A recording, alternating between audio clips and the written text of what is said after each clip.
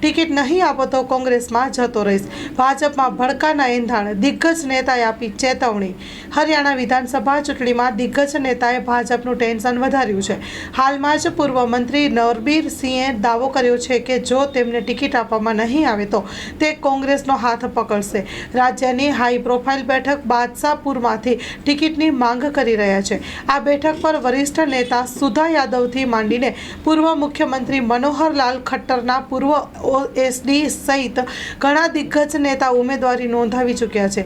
Media reports અનુસાર સિંહે સ્પષ્ટતા કરી છે કે હું આ વખતે અપક્ષ ઉમેદવાર તરીકે ચૂંટણી નહીં લડે. વર્ષ 2019માં મને ટિકિટ ન આપી હતી. આ વખતે અપક્ષ ઉમેદવાર બની ચૂંટણી નહીં લડું. મેદાનમાં માત્ર 2 જ પક્ષ છે. ભાજપ મને ટિકિટ ન આપી તો હું કોંગ્રેસમાં સામેલ થઈ જઈશ.